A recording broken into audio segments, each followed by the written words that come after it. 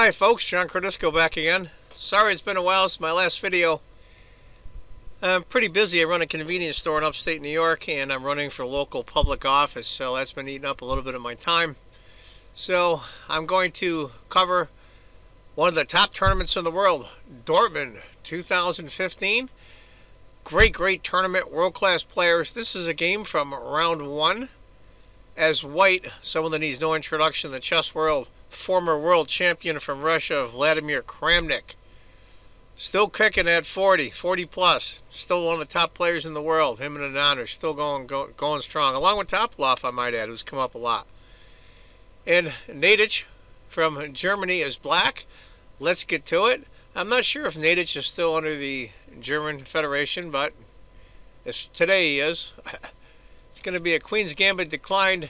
Kramnik's white, Naiditsch is black. Let's just go through the opening a little bit. We've all pretty much covered a lot of those openings. Bishop takes, queen takes. Okay. I like white center a lot. Kramnik looks good here. Looks like he's doing well. Black's ready to castle, but he's way behind in his queenside minor piece development. I like white a lot, and the computer bears that out. It's almost a full point advantage. Black castles. Kramnik gets his last minor piece out, the castle kingside. Starts to develop. Kramnik castles and b6. Now what he's trying to do is get that bishop on b7, as you can see with the arrows, and that's a really nice spot to be pointed towards white's king. Interesting. Now this is a move I never would have thought of. It's the computer's second choice, but the top three choices are all basically the same in points. Bishop d3, which I probably wouldn't play. Rook f to e1, I think. But Kramnik decides to go a4. Maybe stop the expansion on the queen side. I'm not really sure. He plays his bishop, of course, and bishop d3. Now, oddly enough, the computer says this is the last book move. I don't know much theory about the Queen's Gambit declined. a5. Now that's what I don't like. The backward pawn. Right here. We'll see how Naiditsch takes care of that. Rook f to c1. Right on the open file right away. e5. He's going after white center. Computer likes pawn takes. Or queen to e3, oddly enough.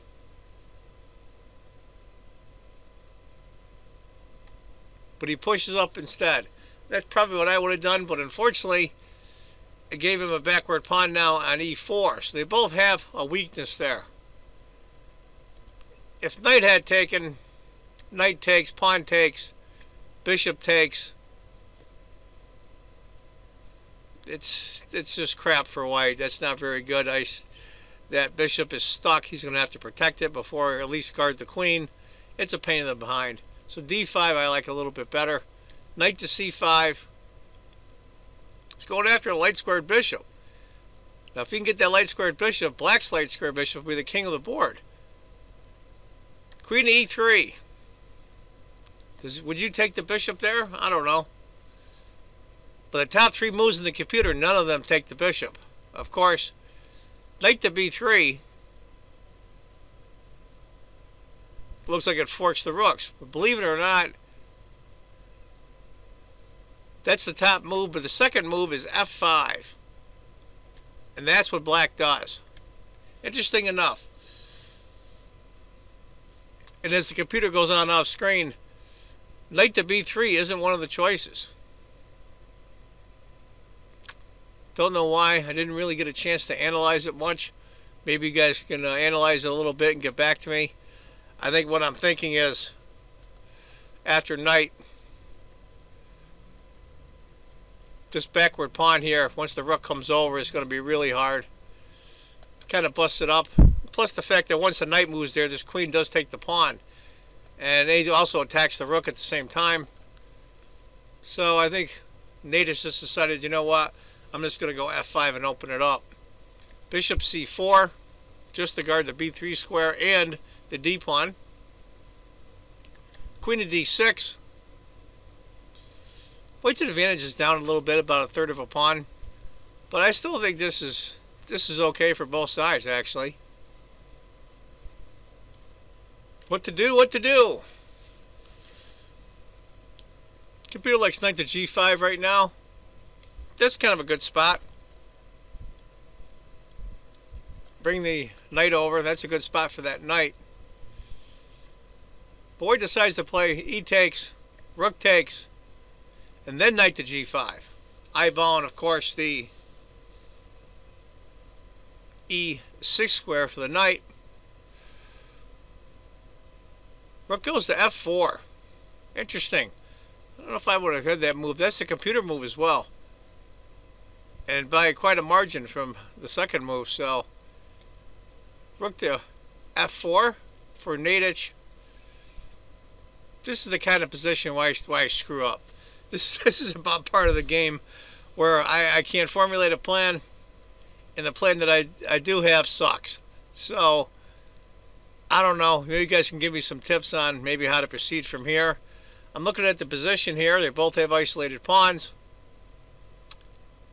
White's isolated D pawn looks okay for now, but it's on a light square, so the bishop can hit it. Let's see what happens. Give you an idea, instead, if bishop had taken rook to d1, king over, that's the computer move, and then bishop takes, and black loses. So, rook a to b1, going after the backward pawn. Might as well go after the weaknesses now. Queen to g6, threatening the knight.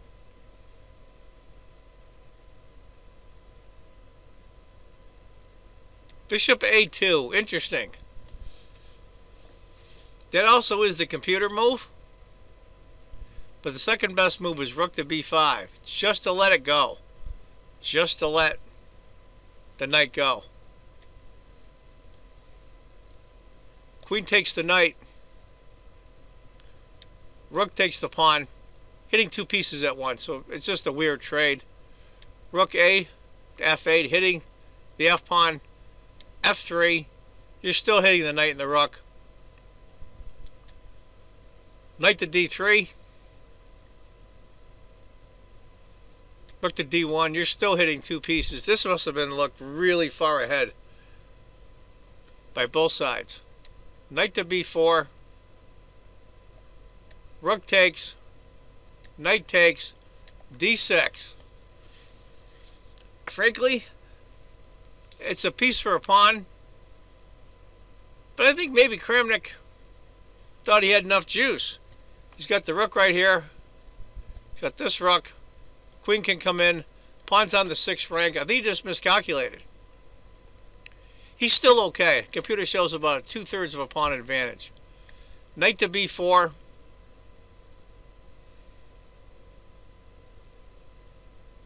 Best move is rook to c7 on the computer. Kramnik decides to go rook to b5. Going after, of course, the e5 pawn. Maybe he figures he can round up these pawns. He can win this one, he can win this one, and it'll make up for the pieces down. Knight c6. d7. Just keep going. So what does he do? Does he get back the piece? Yes. h6. Rook over. Rook to d8. And this is where I think Kramnik miscues. Computer likes rook to c1, hitting the knight, which I like a lot. King to f1, that must be a computer move. I'm not sure what that. Probably in the future, if he wanted to move the queen. This rook takes, pawn can't take because the queen is on the king. But he decides to go queen to c3. Attacking the knight with the queen instead, and all of a sudden the points jump up for black. It's an almost 2-point advantage. Knight to d4. Now Kramnik's in trouble. King to h1.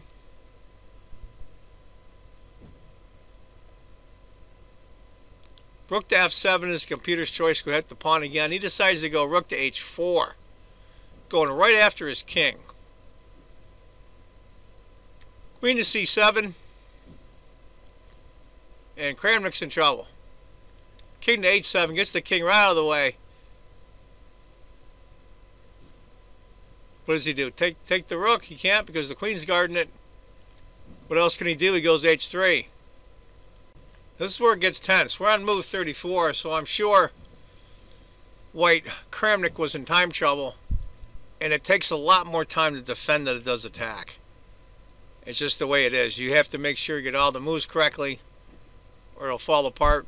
When you're attacking, you can miscue. It's not the end of the world. You don't lose. But when you're defending like this, it's easy to mess up. And the move, think of the move here for black. I wouldn't have saw it, but it's a very good move. Knight takes f3. Beautiful. Pawn takes, rook takes check. You're doomed.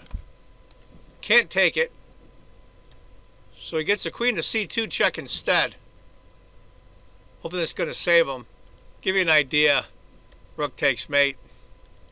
After queen to c2, king to h8.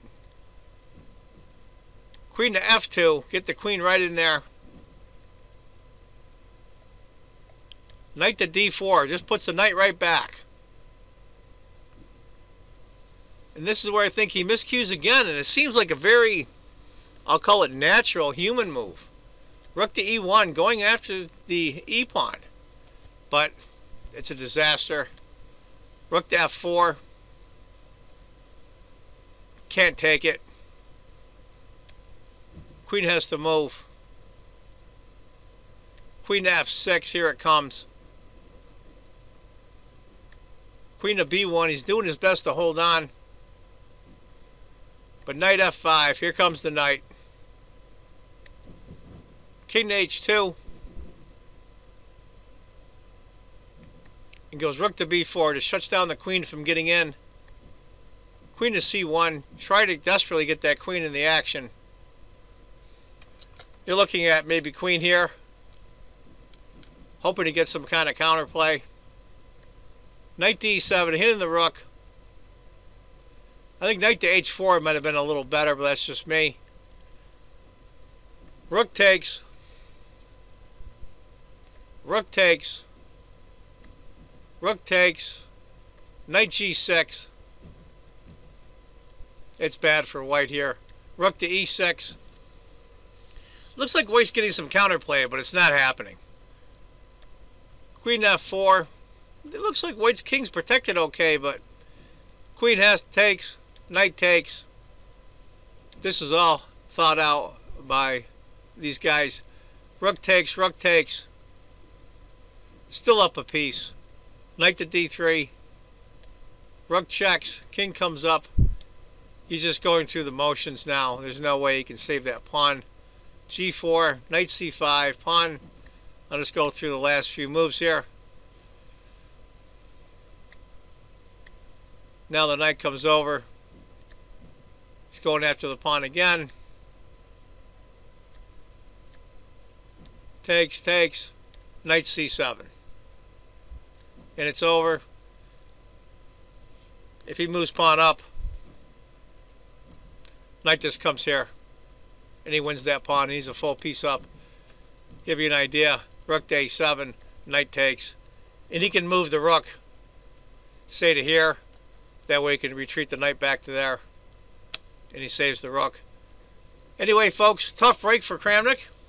Very rarely do you see him lose like this. So that's one of the games from round 1 of the Dortmund Super Tournament. I hope you enjoyed it.